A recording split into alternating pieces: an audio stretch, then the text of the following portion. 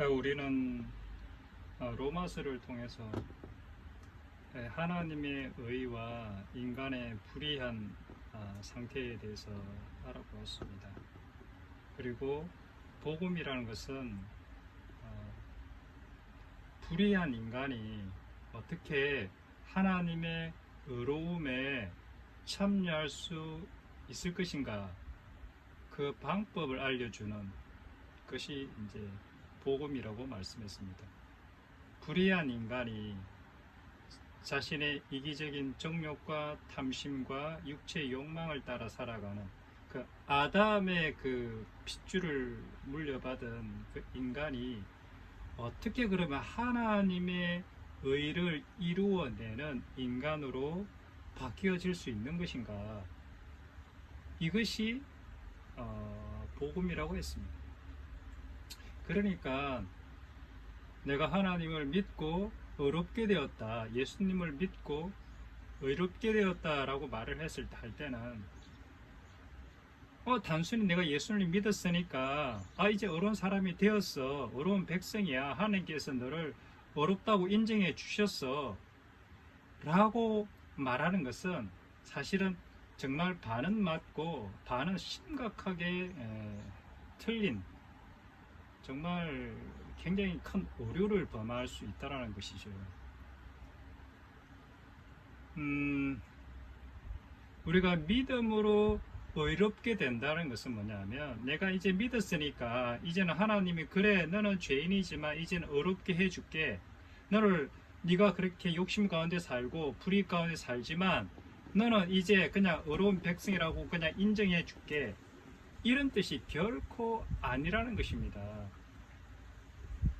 믿음으로 의롭게 된다는 뜻이 무엇이냐, 그것은 육신을 따라 육체의 소욕을 따라 행하는 그런 인간이 이제는 성령의 소욕을 따라 성령께서 인도하시는 그 뜻을 따라 살아가는 인간이 되었다라는 것이죠. 그러니까 존재가 완전히 바뀌어졌다라는 그런 뜻입니다. 그러니까 소위 이제 설교하시는 분들이, 많은 분들이 말하지 않습니까? 네 삶의 주인을 바꾸라. 우리는 한 번도 예수 그리스도를 나의 주인이라고 인정한 적이 없다. 그러니까 내가 만든 하나님을 사실은 믿고 있는 거다, 이런 얘기를 많이 듣지 않습니까? 실제로 그렇습니다. 그런데 이것이 단순히 주인을 바꿔라, 또는 진짜 나의 주인이 하나님이심을 고백하고 그분께 네 모든 것을 맡겨드리라. 정말 이것이 이제 물론 복음이긴 맞죠. 그런데 이것이 그냥 그렇게 단순하지가 않다는 것입니다. 이것이 그럼 삶 속에서 구체적으로 어떻게 해서 이 복음이 내 안에서 실현되어질 수 있을 것인가, 불의한 인간이 어떻게 의로운 인간이 되어질 수 있을 것인가, 이에 대한 논증을 바울은 로마서를 통해서 쭉 기록하고 있는 것이죠. 그래서 내가 이 복음을 너희에게 전하기를 원한다. 이 복음에는 하나님의 의가 나타나서 믿음으로 믿음에 이르게 하나니 기록된 바 오직 의인은 믿음으로 말미암아 살리라. 이 말씀을 통해서 바울은 사람이 의롭게 되는 것, 즉 의로운 인생이 된다는 게 뭐냐, 즉 하나님을 경외하고 하나님을 사랑하고 이웃을 사랑하며 진심으로 정말 사랑할 수 있는 그 율법에 주신 그 율법을 완성해내는 사람이 의로운 사람인데, 어떻게 하면 의로운 사람이 될 수 있느냐, 구약의 방법으로는 사실은 실패했다. 구약의 제사의 방법으로 내가 희생 제사를 드리는 것은 사실은 나의 죽음을 의미하는 것인데, 그것을 이스라엘은 알지 못했다. 그냥 제사를 드렸으니까 이제는 나는 내가 하나님께 해야 될 책임과 의무는 끝났다. 이제 그러니까 하나님께 내가 받을 복만 이제는 받으면 된다. 이런 식으로 어떤 이 생각을 했던 것이죠. 그런데 이러한 율법들의 행위, 제사를 드리고 무슨 안식일을 지키고 할례를 행하고 하는 이러한 것들로서는 결코 사람이 그 하나님의 의로움에 참여할 수 있다라고 사도 바울은 깨달았던 것입니다. 그러면 어렵게 될 수 있는 유일한 길이 무엇이냐? 이것이 바로 복음인데 그것이 예수 그리스도고 그 예수 그리스도를 통해서 어떻게 의로운 사람으로 될 수 있느냐? 의를 행하는 사람으로 될 수 있느냐? 하나님의 거룩한 그 나라를 나타내고 세상에 빛이 되고 소금이 되고 그리스도의 향기를 바라는 그러한 의로운 사람이 될 수 있느냐? 그 길이 바로 복음이다. 이렇게 말씀을 하고 있습니다. 그래서 사실은 우리는 지난 시간에 갈라디아서를 통해서 또 이렇게 알아보았습니다. 육체의 일은 분명하니 곧 음행, 더러운 것, 호색, 우상숭배, 주술, 원수 맺는 것, 분쟁, 시기, 기타 등등 이러한 이 모든 것들의 뿌리가 어디 있느냐? 결국은 이기적인 욕망, 정욕, 탐심, 자기의 이러한 것들로부터 나온 이러한 모든 것들이 바로 뭐냐면 육체의 일이라는 거죠. 내가 뭔가를 행위를 하는 게 사도 바울이 말하고자 하는 것은 예배를 드리는 것도 육체의 일이 될 수 있다. 성경을 읽는 것조차도, 전도를 하는 것조차도, 하나님께 뭐 이렇게 헌금을 하고 봉사하는 것조차도 사실은 육체의 일이 될 수 있다라고 이야기를 하는 것입니다. 그러니까 우리가 교회 봉사하면서 우리 교회 생활하면서 얼마나 시기가 많습니까? 다툼이 있습니까? 당을 짓습니까? 분열합니까? 이것이 무엇이냐? 우리가 예배를 드리면서도 시기할 수 있고 성경을 읽으면서도 분열할 수 있고 다툴 수도 있고 내가 손해보는 것을 그렇게 참지 못하고 내가 낮아지고 내가 또는 모욕과 수치를 당하는 것을 견디지 못하는 이러한 상황에 얼마든지 있다라는 것이 이것이 육체의 일이라는 것입니다. 그러니까 저도 가끔씩 그럴 때가 있는데 제가 이제 그럴 때가 있는데 일상생활을 하다가 하나님하고 별로 관계없이 그냥 이렇게 지낸다고 느낄 때가 있을 때 내가 좀 성경을 좀 읽으면 하나님께서 좋아하시겠지. 또는 기도를 좀 이렇게 형식적인 기도죠. 한마디로 말하면 어떤 정해진 시간에 놓고 행하는 기도, 그런 기도를 못했을 때 하나님께 또 기도해야 되는데 기도하면 하나님이 좋아하시겠지. 이런 생각이 들 때가 많다라는 것이죠. 그래서 사실은 그것이 반은 맞고 또 반은 틀리기도 한 것입니다. 그러니까 내가 기도하면 하나님이 좋아하고 내가 성경을 읽으면 하나님이 좋아하고 내가 예배 참석하면 하나님이 좋아하시고 그게 아니라는 것이죠. 그럴 수도 있지만 그렇지 않을 수도 있다는 것입니다.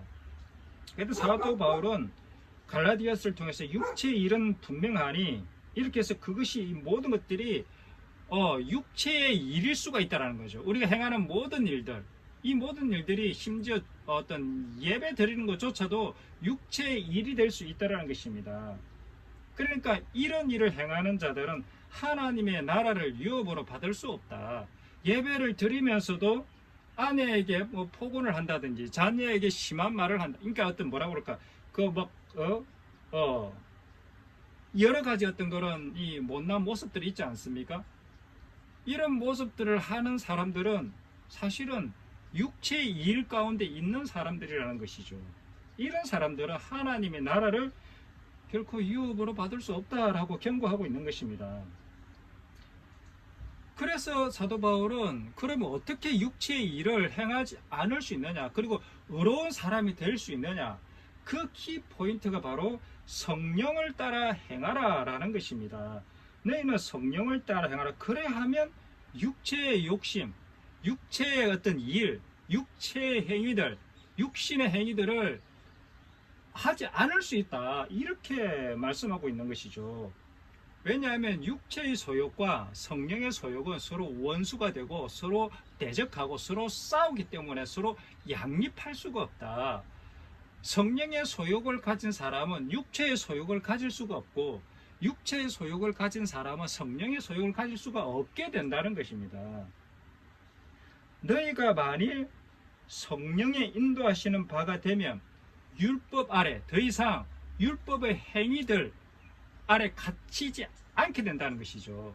내가 성경을 읽거나 읽지 않거나, 기도를 하거나 기도를 하지 않거나, 주일날 예배를 참여하거나 참여하지 않거나, 이것에 상관없이 나에게 어떠한 주어지는 환경 속에서도 나는 하나님과 교통하며 교제하며 그분의 뜻이 내 안에서 이루어지는 삶들을 살아갈 수가 있게 된다, 그런 뜻입니다. 그래서 하나님의 영으로 인도함을 받는 사람이 곧 바로 하나님의 아들이라는 것이죠. 그러니까 내가 믿고 예수님을 영접하면 하나님의 자녀가 된다고 그러는데, 그 영접은 하나님의 영이 내 마음 가장 깊은 곳에 사실은 들어오는 사건인 거죠. 이거는 다시 말하면 이 여자분들의 그 난자 속에 남자의 그 정자가 들어와서 새로운 생명체가 탄생하는 것과 동일한 사건이 우리의 그 영혼 안에서 이루어지는 것입니다.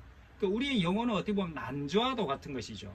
마치 30일이 지나면 생리를 해서 이렇게 바깥으로 몸이 그렇게 그 난자가 죽어서 빠져나가 죽듯이 우리 인간은 그런 상태인 것입니다. 그러나 그 속에 정자가 들어와서 하나님의 말씀의 씨앗이 들어와서 내 안에서 정말 이렇게 뭐라고 수정이 되면, 그 마음을 내 마음으로 하나님의 말씀, 하나님의 그 영을 내 안에 받아들이면 어떻게 되느냐, 진짜 수정이 돼서 새로운 생명체가 돼서 이제는 어떻게 되느냐, 30일만 살고 죽던 그 난자가 이제는 태어나서 새로운 생명체가 되어서 또 다른 생명체를 낳게 하는 놀라운 이 엄청난 사건들이 벌어진다는 것이죠. 이것이 바로 생명의 사건이고, 이것이 육체를 따라 살던 자가 성령을 따라 살던 자로 변화되는 바로 그러한 사건인 것입니다.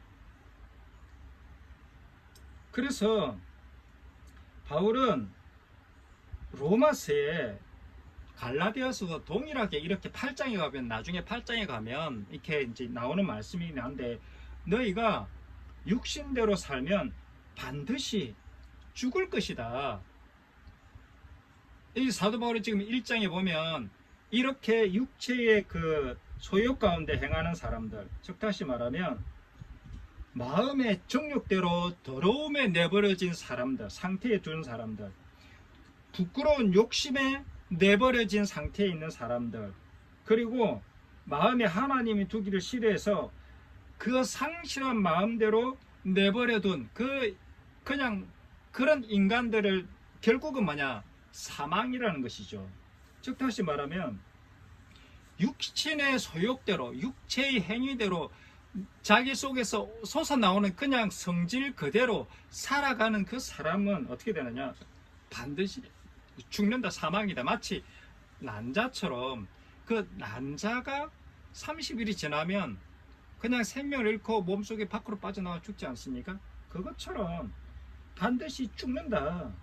육체의 정욕대로 살면, 육체의 욕심대로 살면, 그러니까 내 속에서 올라오는 그 더러운 욕망대로 그냥 살아버리면, 그러나 영으로서 하나님의 성령의 소욕을 따라 육체의 행실을 죽이면, 사실은 물론 죽이는 행위를 성령께서 하시는데 그 성령의 소욕에 나를 넘겨주는 거죠. 나의 자아를 넘겨주는 거예요. 나를 죽음에 넘겨주면 어떻게 되냐, 그 성령의 소욕이 육체의 소욕을 사실은 이겨버리는 거죠. 그러면 살게 된다. 성령을 따라 살면, 성령의 인도를 따라 살아가면 어떻게 되느냐, 네가 살게 된다, 이렇게 말씀하고 있는 것입니다. 그래서 하나님의 영으로 인도함을 받는 사람이 곧 하나님의 아들이다, 이렇게 말하고 있는 것이죠. 그러니까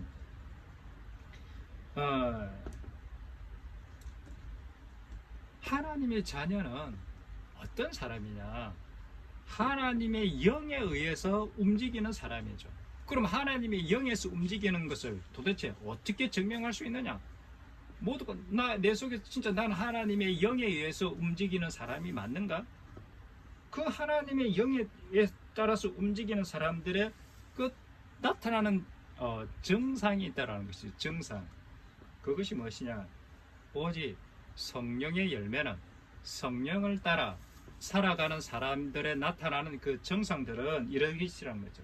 사랑과 희락과 화평과 자비와 양선과 충성과 온유와 절제와 이와 기타 등등 성경에서 말하고 있는 아름다운 그 하늘 아래 아름다운 하나의 신의 성품, 이 모든 것들이 그 사람 삶 속에 열매로서 나타나게 된다라는 것입니다. 그러니까 성령의 인도함을 받는 사람이 하나님의 자녀인데, 성령의 인도함을 받고 있다라는 그러한 그 외적인 증거, 그것이 무엇이에요? 그것이 성령의 열매라는 것이죠. 그래서 이러한 성령의 열매를 사실은 금지할 법이 이 세상에 존재하지 않는다. 하나님의 영으로 거듭난 사람은 이 세상에 그 어떤 육체적인 욕망, 어떤 인간적인 탐욕, 어떤 그것으로도 이 사람의 이 성령의 생명을 막을 방법이 없다라는 것이죠. 그래서 우리는 드디어 죄와 사망이 지배하는 법 아래에 있던 사람들, 모든 인간들은 그 죄, 이기심, 탐심, 욕심, 그 아래에, 그 죄 아래에 놓여 있는 이 인간들에서 드디어 벗어나서 욕심이 아니라 하나님의 사랑의 법, 생명의 성령의 법, 그 법으로 드디어 지배를 받는, 통치를 받는 인간이 되는 것입니다. 완전히 다른 존재가 되는 거예요. 난자 안에 하나님 정자가 들어와서 완전히 새로운 그러한 놀라운 인격체, 생명체가 되는 것처럼, 그러한 엄청난 변화가 믿는 자들의 마음속, 하나님의 영을 받는 자들의 마음속에서 벌어지는 것입니다. 그래서 갈라디아서에 보면 이것을 금지할 법이 없다라고 말했습니다. 그리고 그리스도 예수의 사람들은 그럼 어떻게 해서 그러면 생명의 성령의 법이 내 안에서 나를 통치할 수 있고 다스릴 수 있는 사람이 되는가? 그 방법이 바로 뭐냐면, 육체와 함께 그 정욕과 탐심은 십자가에 못 박았느니라. 이것이 바로 복음이라는 것이죠. 이 말씀을 로마서 6장에도 동일하게 사도 바울은 굉장히 길게 설명하고 있고, 로마서는 이것을 설명하기 위해서 앞에 서론 부분을 굉장히 길게 이제 가지고 간 것입니다. 결국은 어떻게 하나님의 영이 내 안에서 임재할 수 있고 내 안에 들어와서 정자와 난자가 결합하듯이 내 안에 하나님의 영이 나와 이렇게 영과 결합할 수 있느냐? 그것이 바로 십자가라는 것이죠. 십자가. 나의 육체와 함께 그 정욕과 탐심을 십자가에 못 박는 이 사건, 이것은 내 존재의 완전한 죽음을 의미하는 것입니다. 내 자아의 죽음, 존재론적인 죽음, 즉 다시 말하면 나의 이기적인 욕망에 대한 죽음을 말하는 것입니다. 내가 내 스스로의 인생을 책임지지 않아도 된다는 것을 발견했기 때문에 더 이상 내 인생을 내 스스로 고민하고 내가 짊어지고 내 스스로 해결하고자 하는 것을 드디어 이제 멈추는 것입니다. 내 스스로 뭔가를 이루고자 했던 것을 드디어 이제는 멈추는 것입니다. 왜 그러냐? 그럴 필요가 없기 때문에 그렇습니다. 그분은 여호와는 나의 목자시니 내게 부족한 것이 없으리로다. 그분이 나의 목자고 내 아버지고 내 하나님이라는 것을 알고 믿게 되는 순간 드디어 이 땅에서의 모든 염려, 이것들을 다 내려놓게 될 수가 있는 것입니다. 그분께 나의 모든 것을 다 내어 맡길 수가 있게 되는 것입니다. 그래서 안식에 들어가고 평안에 들어가고 진정한 자유를 누릴 수 있게 되어지는 것입니다. 그래서 그 방법이 뭐냐? 나의 정욕과 탐심을 십자가에 못 박는 이 사건, 그분의 그 죽으심에 동참하는 이 사건, 이것이 없이는 결코 거듭남도 있을 수가 없게 되는 것입니다. 그래서 이것을 십자가의 도라고 하는 것입니다. 바울은 이것을 깨달았던 것입니다. 이것을 정말 전하고 싶었던 것입니다. 그래서 날마다 자기를 부인하고 날마다 자기 십자가를 지고 예수의 죽음을 짊어지고 나는 날마다 죽노라. 내가 내 목숨을 버리는 것은 그것을 다시 얻기 위함이에요. 그렇습니다. 우리 지난 시간에 나눴던 것처럼 나를 진짜 발견하려면 나를 죽으면 내어주고 내가 죽어야, 내가 내 목숨을 버려야 비로소 내 목숨을 얻게 되고 나를 진짜 발견하게 됩니다. 내 자녀들을 내 마음에서 떠나보내야 진짜 내 자녀들을 얻을 수가 있습니다. 돈을 내 마음에서 떠나보내야 진짜 돈으로부터 자유롭고 돈을 다스릴 수 있는 사람이 되는 것입니다.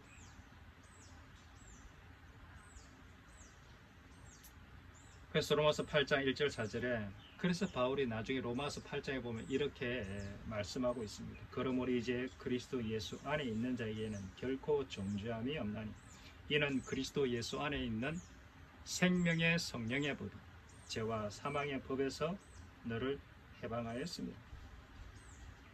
죄와 사망의 법이 무엇입니까? 그것이 바로 육체의 정욕과 탐심, 이기심, 욕망, 자랑, 불의, 추악, 탐욕, 이 모든 이 더러운 것들의 지배를 받고 있는 이 법에서 드디어 탈출할 수 있고 해방되어질 수 있다라는 것입니다. 더 이상 이제는 나 이기적인 욕심이 이끌려 살지 않아도 되는 세계가 열린 것입니다. 내가 돈을 그렇게 막 이렇게 은행 창고에 쌓아놓지 않고도 마음 편안하게 하루하루를 살아갈 수 있는 그러한 세계가 열리게 된 것입니다. 내가 누군가로부터 인정을 받지 않아도 홀로 있고 외로워도 이제는 그분으로 인해서 내가 외롭지 않고 늘 감사하고 평안할 수 있는 그러한 세계가 열리게 되었다는 것입니다.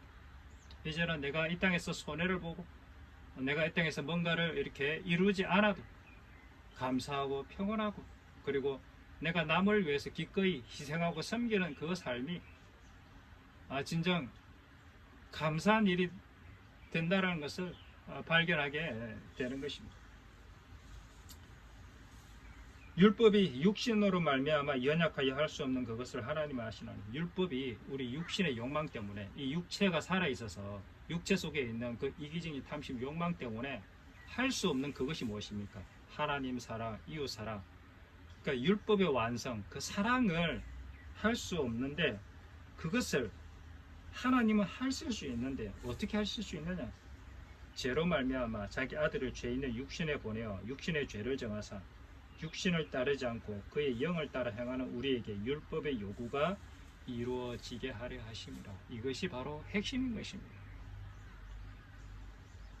하나님의 아들을 육신의 모양으로 보내서 육신을 따르지 않고 십자가에 죽어 부활함으로 말미암아 드디어 이제는 그분의 영을 따라 우리도 육신을 가지고 살지만 드디어 육체에 의해서 끌리러 가는 것이 아니라 십자가에 죽고 부활하는 그 영광에 우리가 동참할 수 있게 됩니다. 하나님 사랑, 이웃 사랑, 하나님 뜻의 온전한 순종과 그 다음에 하나님께서 이 백성을 사랑한 그 온전한 사랑의 모습을 드디어 완성해낼 수 있는 사람이 된 것입니다. 예수님처럼 우리도 예수님처럼 십자가에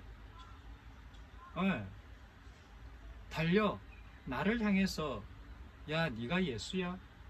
네 한번 그 예수님 한번 내려와봐. 그러면 내가 믿을게. 조롱하고 옆에 달린 강도도 그 조롱하고 지나가는 사람들도 조롱하고 핍박받고 침뱉음을 당하고 뺨을 맞고 가시 면류관을 쓰고 그런 상황에서도 기꺼이 그 길을 묵묵히 걸어갈 수 있는 사람이 되었다라는 것입니다. 육신을 따르지 않고 그 영을 따라 행하는 우리에게 율법의 요구가 무엇입니까? 하나님 사랑, 이웃 사랑, 그 십자가 사랑의 완성이 아닙니까? 어떤 모습으로요? 십자가에 달리신 예수 그리스도의 모습. 그는 근본 하나님의 본체이시지만 하나님과 동등함을 취할 것으로 여기지 아니하시고 자기를 비워 종의 형체를 가지사 사람들과 같이 되셨고 사람의 모양으로 나타나사 자기를 낮추시고 죽기까지 복종하셨으니 곧 십자가에 죽으십니다. 이 길이 결코 쉬운 길이 아니죠. 하나님이 영을 우리가 받고 거듭났다고 하지만 그러나 그것이 일사천리로 그냥 자동방으로 되는 것이 결코 아닙니다. 주님과 내가 연합해서 하나가 되었지만 나의 소욕과 주님의 소욕이 사실은 하나가 되었지만 그러나 내 육체를 가진 이 인간 속에 여전히 선악과의 그 뿌리는 잘렸지만 그 뿌리에서 올라오는 그러한 이 그루트에서 올라오는 그런 싹들이 날마다 올라오고 있습니다. 그래서 우리는 싸워야 되고 그래서 우리는 날마다 나를 죽음에 넘겨주어야만 하는 것입니다. 그래서 로마서 8장에는 육신을 따르는 자와 영을 따르는 자의 를 대비를 하고 있는데 육신을 따르는 자는 육신의 일을 영을 따르는 자는 영의 일을 생각하니 육신의 생각은 사망이요 영의 생각은 생명과 평안이라. 그러니까 육체의 일을 행하는 자, 육체의 소욕을 따라가는 사람은 어떻게 되느냐? 결국은 사망이고, 생명의 성령의 소욕을 따라가는 사람, 생명의 성령의 소욕의 지배를 받는 사람, 그 사람 속에는 뭐가 오르냐? 생명과 평안, 사랑과 평안, 안식, 기쁨, 자유, 감사, 이 모든 것들이 사실은 따라오는 것이죠. 너희가 육신대로 살면, 육체의 소욕대로 행하면, 육체의 소욕대로 행하면 반드시 죽을 것이로되 영으로서 육체의 소욕을 죽이면, 육체의 소욕을 이기면 너희가 살게 된다. 그분께서 내 안에서 활동하실 때 나를 날마다 죽음에 내어 주어야만 육체의 소욕은 사라지는 것입니다. 이것이 바로 내 안에서 날마다 벌어지는 번제고 제사고 이것이 예배인 것입니다. 그러니까 하나님 앞에 나아갈 때, 그 지성소에 나아갈 때 제물을 잡지 않습니까? 피를 흘리지 않습니까? 그것은 내가 죽었다는 것입니다. 내가 죽어야만 그분께 나아갈 수가 있는 것입니다. 그러니까 이 예배 사건, 이 제사의 사건이 날마다 매 순간 내 안에서 사실은 벌어지는 것이죠. 아침 번제, 저녁 번제, 또 뭐 절기 번제 이런 것들이 있지 않습니까? 그것은 날마다 주님 앞에 나의 몸을 거룩한 산 제물로 올려드리는 것입니다. 날마다 부모님과의 관계 속에서 어머니를 모시고 있을 때 얼마나 이렇게 어머니와 함께 지내는 것이, 나와 다른 누군가와 함께 지낸다는 것 자체가 참 이렇게 힘든 일입니다. 나도 나를 이렇게 내가 마음에 안 드는데 나와 생각이 다른 그 누군가와 정말 사랑하고 섬기며 지낸다는 것은 내가 죽지 않고서는 불가능한 일 아니겠습니까?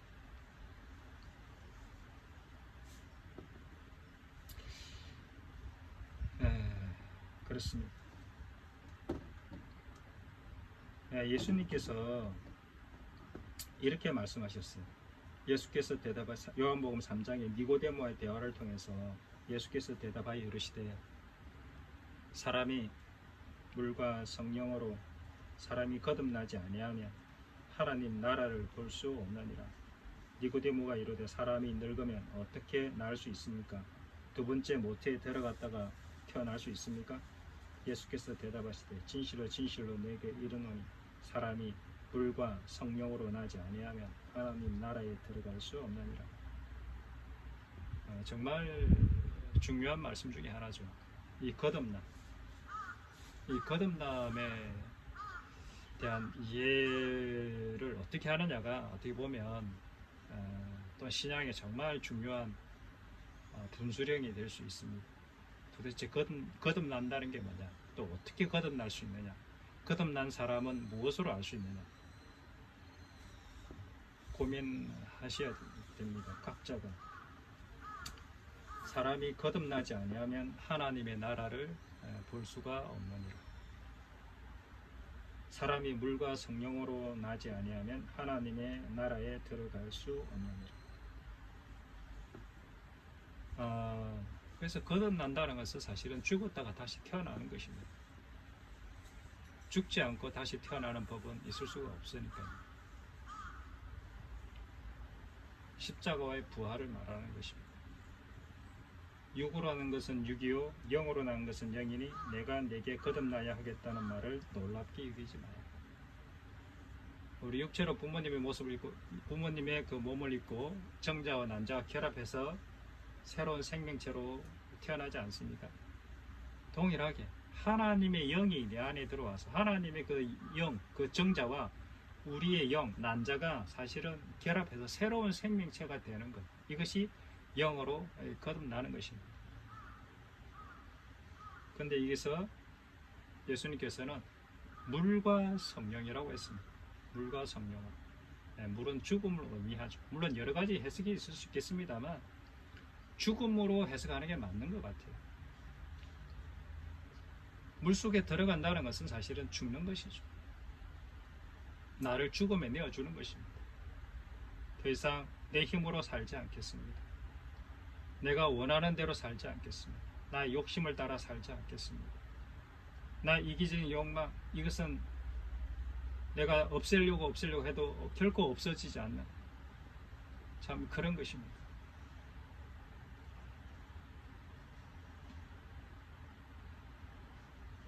이것이 물을 의미하는 것이죠. 그리고 물 속에서 올라오면 하늘이 열리고 성령의 비둘기처럼 우리에게 임하는 것이죠. 이것이 물과 성령으로 거듭나는 것입니다. 바람이 임의로 불매 내가 그 소리는 들어도 어디서 와서 어디로 가는지 알지 못하나니 성령으로 난 사람도 이와 같습니다. 그렇습니다. 우리가 교회에서 세례를 모든 사람들이 모이는 앞에서 세례를 받고 하는 것은 그것이 진짜 세례가 아닙니다. 그냥 형식에 불과한 것입니다.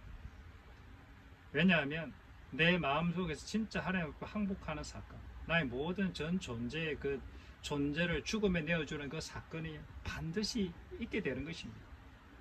자신의 절망을 경험하고 나는 곤고한 사람이로다. 이 사망의 몸에서 내가 어찌하면 좋을꼬. 그래서 하나님 앞에 자신의 그 존재로진 절망 앞에 항복하게 되는 그 사건이 바로 세례의 사건인 것입니다. 그 사건은 사실 누구도 모릅니다. 그리고 언제 성령이 들어갔는지도 사실은 잘 모르죠. 바람이 임의로 불매 어디서 와서 어디로 가는지 모르는 것처럼 성령으로 태어난 사람도 그와 같다.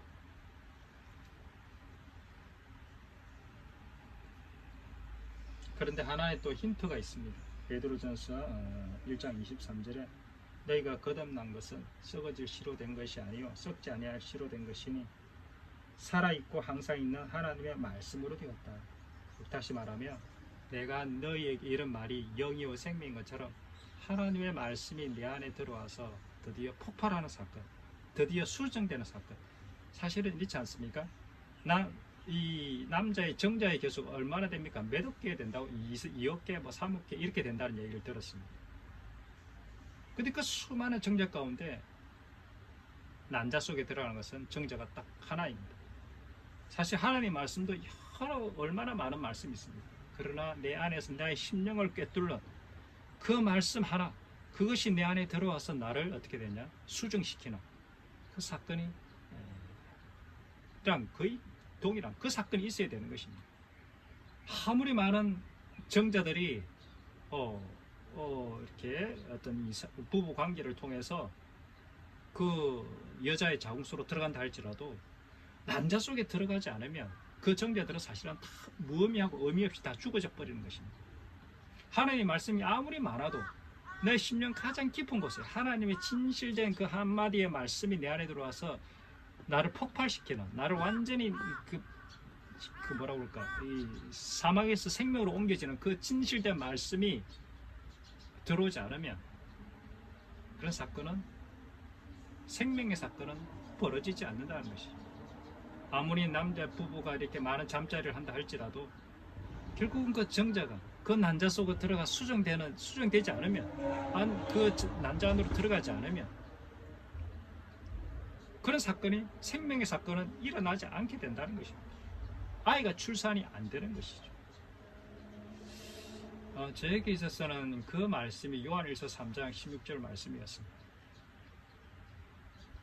그가 우리를 위하여 목숨을 버리. 물론 그 전에 수많은 말씀들이 나의 마음밭을 갈구고 이해를 시키고 또 많은 목사님들의 설교라든지 그런 것들도 책을 읽고 신앙 서적을 읽고 많은 책들을 쭉 이렇게 읽으면서 그 마음밭이 준비가 됐죠. 수많은 정자와 같은 그런 것들이 내 머릿속, 내 마음속에 다 이렇게 들어왔죠. 그러나 결정적일 때 요한일서 3장 16절 말씀이 내 가슴에 팍 이렇게 박혔습니다. 그가 우리를 위하여 목숨을 버리셨습니다. 우리가 이로써 사랑을 알고 우리도 형제들을 위해서 목숨을 버리는 것이 마땅하니라. 사도 요한은 이 요한일서를 통해서 사랑이 얼마나 중요하냐, 사랑이 생명이고 사랑을 없는 자는 하나님을 모르는 자다. 사랑이 키다. 근데 그 사랑이 어떤 사랑이냐? 바로 예수님께서 우리에게 보여주셨다. 하나님께서 우리에게 보여주셨던 그 하나님 아버지의 사랑. 그가 우리를 위해서 목숨을 버리셨으니 우리가 이로써 사랑을 알고 우리도 형제들을 위해서 목숨을 버리는 것이 마땅하다. 이거의 십자가의 사랑이 없는 자는, 이 사랑이 없는 자는 하나님을 모르는 자구나.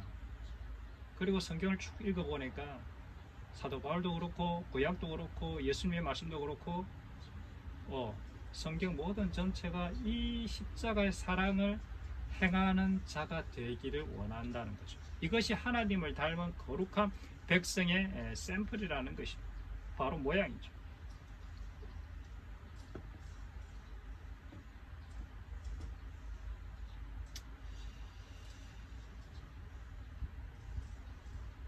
그래서 하나님의 말씀, 그게 말씀이 뭐냐? 사실 하나님의 약속이죠.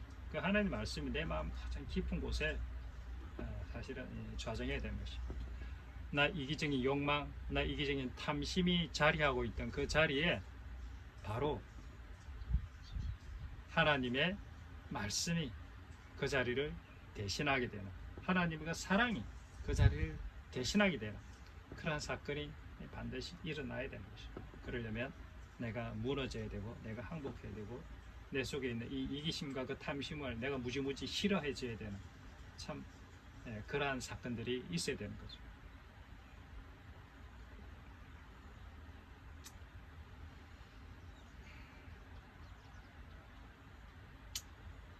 내가 죽어야만 맺혀지는 그 사랑, 하늘의 밀이 땅에 떨어져 죽을 때 맺혀지는 그 사랑, 나의 전 존재, 자존심, 이기적인 욕망, 탐심이 죽을 때 맺혀지는 바로 그 사랑, 이 십자가의 사랑, 이 사랑을 네가 소유하고 있는가? 이 사랑을 가진 자를 성경에서는 의인이다 이렇게 부르고 있는 것입니다. 의인이 나 너를 인정해 줄게 이게 아니고, 이 사랑을 소유한 자가 바로 의인이 되는 것입니다. 의로운 사람인 거죠. 그래서 예수님께서 십자가상에서 아버지, 저들의 죄를 용서해 주십시오. 저들이 하는 일을 저들이 알지 못합니다. 자기를 향해 찌르는 그 사람을 향해서 기꺼이 긍휼을 베풀 수 있는 사람, 그런 사람이 되는 것입니다.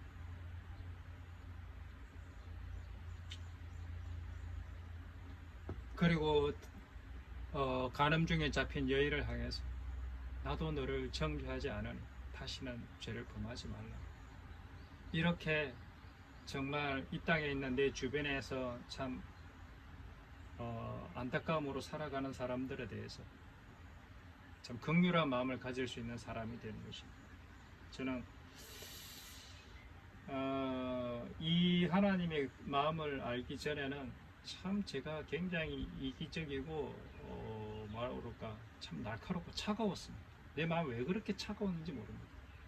따뜻하게 하려고 해도 안 되더라고요. 그런데 이 복음을 깨닫고 내가 무너지고 나니까 비로소 하나님의 긍휼이 내 안에서 조금씩 자라나기 시작하더라고요. 그래서 그것이 얼마나 감사한지 모릅니다. 사람들을 판단하지 않을 수 있게 되고, 사람들을 이렇게 비난하지 않을 수 있게 되고, 그냥 안타깝고, 또 굳이 내가 또 자랑할 필요도 없고 자랑하지 않을 수 있게 되고, 자랑하지 않을 수 있게 되니까 교만도 사라지는 거죠.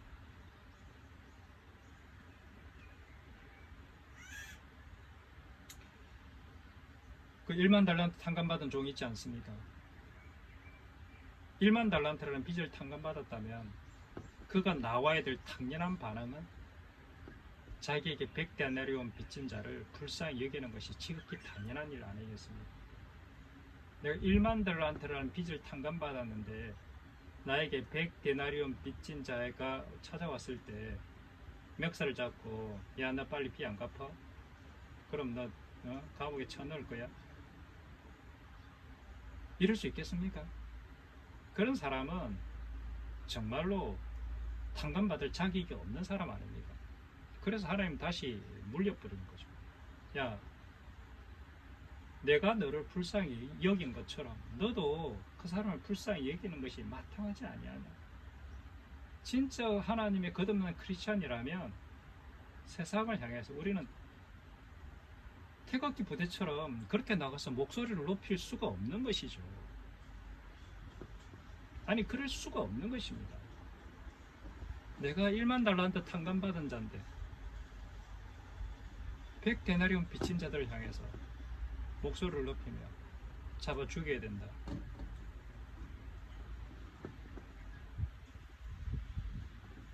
어떻게 그럴 수가 있겠습니까?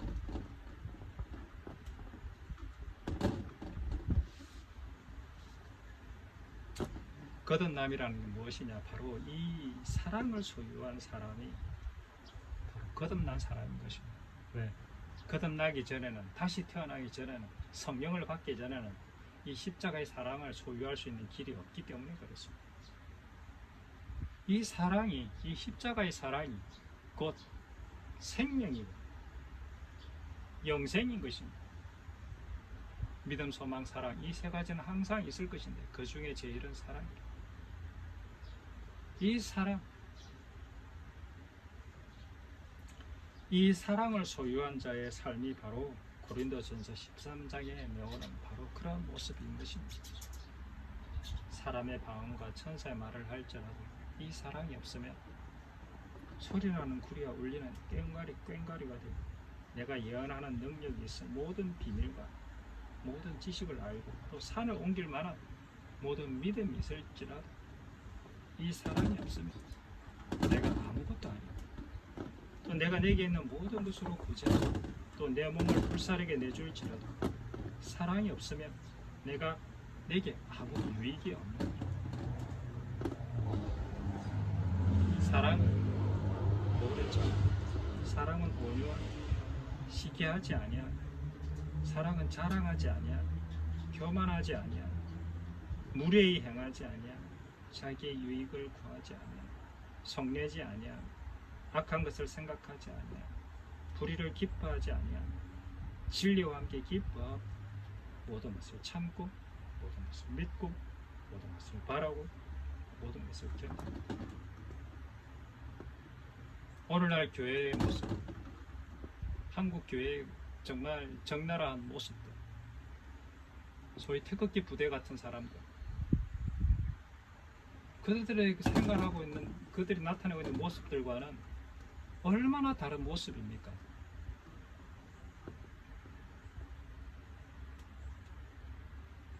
물론 그들을 다 대부분 매도할 생각은 없습니다. 제가 그 중에도 케이스 바이 케이스니까요. 그러나 그 드러난 정상과 형태는 그와 유사해 보인다는 것입니다.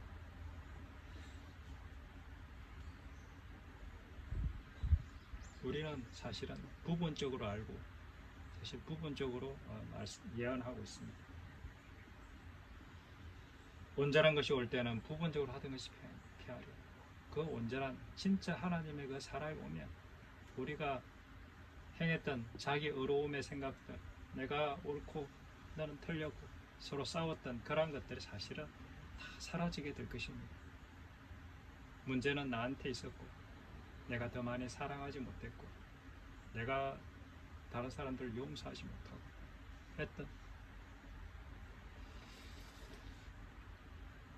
그것들만이 보이게 될 것입니다. 이 사랑의 열매가 삶 속에서 맺혀져 가고 있는 사람, 보여지고 있는 사람, 이런 사람을 성경에서는 거듭난 사람이라, 성령으로 태어난 사람이라, 하나님이 영으로 난 사람이라 그런 거죠. 육으로 난 것은 육이요, 영으로 난 것은 영이니 내가 네게 거듭나야 하겠다는 말을 놀라지 말라. 네, 우리는 영으로 다시 태어나야 합니다. 어떻게 다시 태어나느냐? 내가 죽고 그분의 영, 그분의 유전자, 그분의 생명의 씨앗이 나의 마음 가장 깊은 그 지성소 안에 좌정하셔야 합니다. 그러려면 나의 피가 필요합니다. 나의 죽음이 필요합니다. 내 죽음의 피를 가지고 그분 앞에 나아가야 하는 것입니다. 그럴 때 하나님의 영이 가장 깊은 지성소 안에 임재하게 되어진다는 것이죠. 이것이 바로 그런즉 누구든지 그리스도 안에 있으면 새로운 피조물이라. 이전 것은 지나갔으니 보라 새 것이 되었다. 이것이 그리스도 안으로 들어가는 유일한 방법입니다. 그리스도의 그 나라 안으로 들어가려면 내 죽음의 피를 가지고 그 나라 안으로 들어갈 수 있는 것입니다. 그럴 때 어떻게 되느냐? 새로운 피조물로 다시 태어나게 되는 것입니다. 이전 것은 지나갔으니 보라 새 것이 되는 것입니다. 그냥 단순히 내가 믿었기 때문에 야, 네 새 거야. 이제는 더 이상 하나님이 너를 얼마나 사랑하시는지 알아? 물론 그 말은 맞지만 그러나 그 사람을 사랑하지는 않아요. 왜? 죽음의 피를 가지고 들어가기 전에는 하나님은 인간을 사랑하실 수가 없어요. 같이 연합하실 수가 없어요. 사랑하지만 사랑을 하지 않으셔요. 그러므로 우리가 그의 죽으심과 합하여 세례를 받음으로 그와 함께 장사되었나니 로마서 6장 4절에 바로 구약의 제사를 말하는 것입니다. 이것이 살아있는 예배인 것입니다. 우리가 그와 죽으심과 합하여 세례를 받음으로 그와 함께 장사되었나니 이는 아버지의 영광으로 말미암아 그리스도를 죽은 자 가운데서 살리심과 같이 다시 살리심과 같이 우리로 또한 새 생명 가운데서 행하게 하려 합니다. 이것이 바로 새로운 피조물, 새로운 생명 안에서 행할 수 있는 유일한 방법이 뭐냐? 로마서 6장에 그게 다 나와 있습니다. 그리스도와 함께 십자가에 못 박히는 것입니다.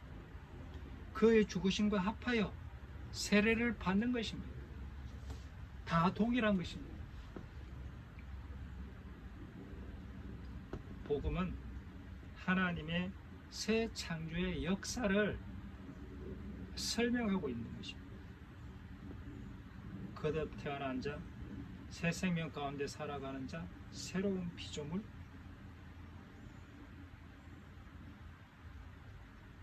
그런 사람이 될 수 있는 길이 바로 복음이라는 것이죠. 불의한 인간이 어떻게 새로운 생명이 될 수 있는가? 새로운 피조물이 될 수 있는가?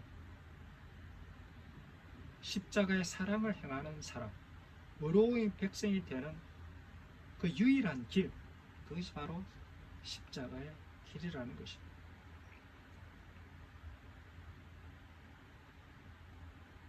그리스도와 합하여 세례를 받는 것, 죽음에 내어주는 것, 이것이 바로 복음인 것입니다. 이 십자가의 죽음에 통과한 자를 우리는 그리스도 안에 있는 자라고 비로소 부르는 것입니다. 크리스찬이라 부르는 것입니다. 그리스도와 연합된 자라 부르는 것입니다. 그리스도와 결혼한 신부라고 부르는 것입니다. 왜? 그와 함께 연합하여 십자가에 죽었기 때문에 그렇습니다. 이것이 연합입니다. 이것이 진정한 연합입니다. 저가 내 안에, 내가 저 안에 서로 완전히 하나가 되는 것. 이게 완전한 연합의 길인 것입니다. 남자가 부모를 떠나 그 아내와 합하여 둘이 한 몸을 이룰지로, 이것이 바로 하나님과 우리의 완전한 연합의 상징인 것입니다. 그래서 부부는 성적인 어떤 그 죄를 범하면 안 되는 것입니다. 성적인 순결을 그래서 지키기를 성경에서는 그렇게 강조하고 있는 것입니다. 하나님과 연합의 상징이기 때문에 특히 더 그렇습니다. 그리스도의 완전한 연합된 모습, 저가 내 안에 내가 저 안에 이 들어가는 둘이 한 몸을 이루는 것, 이것이 바로 진정한 교회의 모습인 것입니다. 나의 이기적인 욕망, 육체의 욕망, 그 탐심, 자기 어려움, 교만, 자랑, 비교, 이런 것들은 이제는 사라지고 오직 당신의 뜻만이 내 안에서, 당신의 나라만이 내 안에서 나의 소원이 되고 나의 바람이 되고 나의 욕망이 되어집니다. 이것을 우리는 진정한 교회라 그렇게 부르는 것입니다. 복음은 불의한 인간, 추악과 탐욕, 비방, 자기 자랑, 교만, 비교, 이런 것들로 가득한 그러한 인간은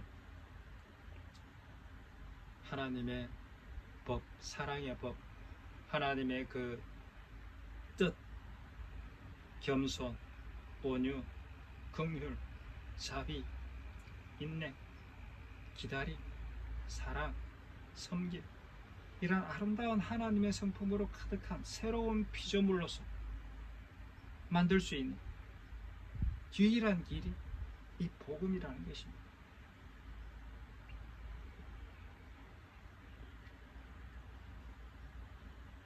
그래서 이 복음이 내 안에 유효하게 되는, 그리고 성령께서 내 안에 들어오고 나를 죽음에 내어줄 수 있는 유일한 인간 속에서의 근거가 뭐냐? 그것이 바로 믿음이라는 것이죠. 믿음이 없이는 결코 하나님을 믿지 못하면, 하나님의 말씀을 믿지 못하면 나를 결코 죽음에 내어줄 수가 없게 되는 것이죠. 이것이 믿음이라는 것이죠. 하나님을 믿는다는 것은 그분께 나의 모든 인생의 권리와 나의 모든 인생의 미래, 먹고 사는 것까지도, 내 인간적인 관계, 나의 자존심 것까지도 하나님께 다 내어 맡기는 것입니다. 그냥 그분이 이제 주어진 대로, 그분이 주신 허락하신 그 환경 속에 나를 완전히 다른 내어 맡기는 것입니다. 그렇다고 나의 의지가 없어지느냐, 그런 뜻이 아닙니다. 나의 의지가 있대, 나의 의지가 그분의 의지가 되고 그분의 의지가 나의 의지가 되는 그러한 일들이 내 안에서 벌어지는 것이죠. 그래서 기도가 필요하고 말씀이 필요해지게 되는 것입니다. 기도를 통해서 하나님 뜻에 나를 세팅하는 것이죠. 우리가 악기를 다루면, 악기 연주할 때 그 절대 음감에, 피아노라는 어떤 절대 음감에 우리가 이렇게 음을 이렇게 조율하지 않습니까? 기도도 마찬가지인 것입니다. 기도도 해주세요, 이것저것 원합니다, 뭘 하게 해주, 이것이 아니라 하나님의 뜻에 나의 뜻을 맞추는 그 절대 음감에 나의 음을 그 튜닝하는 시간이 바로 기도의 시간인 것입니다. 주님 앞에 내려놓고 오늘 하루 허락하신 환경 속에서 주님 감사합니다. 그리고 나의 존재를 죽음에 내어주면서 하나님 허락하신 환경을 내 마음속으로 받아들인 것이죠. 그리고 나를 낮추시고 나를 시험하사 진짜 하나님만을 의지하는지, 하나님만을 신뢰하는지 그것을 점검하시려는, 하나님의 인도하심을 알고 그렇게 나를 낮추고 그리고 하나님만을 의지하는 그러한 시간들이 바로 기도의 시간이 되는 것입니다.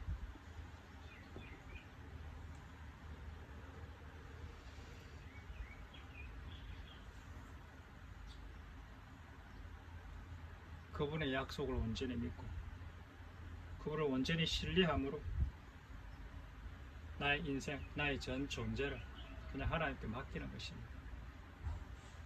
두 가지 어떤 일들이 내 앞에 벌어졌을 때, 하나는 이걸 행하면 나에게 굉장히 많은 이익이 되고 내가 정말 좋게 어떤 굉장히 편해지고 유익이 되는 게 있어. 또 하나는 참 힘들고 어렵고 괴로워요. 그런데 나의 이익이 되는 것을 내가 기꺼이 내려놓을 수 있는, 하나님께서 주신 것만 받기로 결단하는 것, 결코 쉽지 않습니다. 그러나 그 길이 주님께서 우리를 인도하시는 길이 되는 것입니다. 그래서 내가 그동안 살아오면서 붙들고 있던 나를 편안하게 하고 나를 안정감 있게 했던, 나의 존재를 딱 바쳐왔던 그 모든 근거들을 사실은 다 무너뜨리고 이제는 그분의 말씀, 그분의 뜻에, 그분의 사랑에 나의 모든 존재를 내어 맡기는 것, 이것이 믿음인 것입니다. 그게 아브라함의 믿음인 것이죠. 보이지 않는 것을 보이는 것 같이 믿는 것, 바랄 수 없는 중에 바라고 믿는 것, 결코 쉽지 않은 것이 믿음인 것입니다.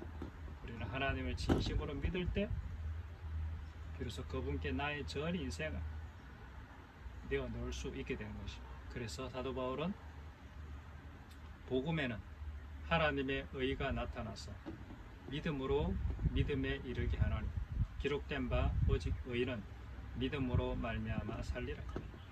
믿음으로 시작해서 믿음으로 끝나는 것이 우리 크리스찬의 인생인 것입니다. 하나님 앞에 나의 모든 전 인생을 드리기로 결단하고 하나님을 믿기로 작정했다. 매일의 삶 속에 죽을 때까지 이 믿음으로 완성해내는 그 삶, 그 믿음의 결과가 무엇입니까? 의로운 백성이 되는 것입니다. 의로운 백성이 되었다는 증거가 무엇입니까? 성령께서 내 안에서 행하고 계시다는 것입니다. 성령께서 내 안에서 행하고 계시다는 결과가 무엇입니까? 그것이 성령의 열매입니다. 그 성령의 열매를 하나로 이렇게 뭉치면 바로 하나님 사랑, 이웃 사랑입니다. 하나님 사랑, 이웃 사랑의 그 진정한 모습과 모델이 예수님의 십자가의 사랑인 것입니다. 이것이 바로 십자가의 도인 것입니다. 이 길을 걸어가지 않고서는 저는 구원에 이르는 길, 생명에 이르는 길은 아마 없을 것이다. 이렇게 말씀드리고 싶습니다.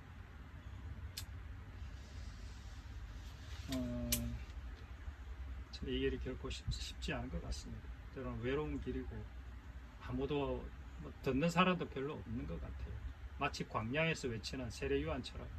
근데 세례요한 때는 많은 사람들이 광야로 막 들으러 왔는데 지금은 주변에 사람들이 참 듣는 사람들이 많이 없네요. 그렇지만 하나님께서 감동 주시는 대로 이 십자가의 도를 전하고 싶습니다. 왜냐하면 이것이 생명이기 때문에 이 안에 하늘의 온갖 보화가 다 들어있기 때문에 늘 같은 이야기지만 또 전하고 또 전하고 그렇게 전할 것 같습니다. 감사합니다.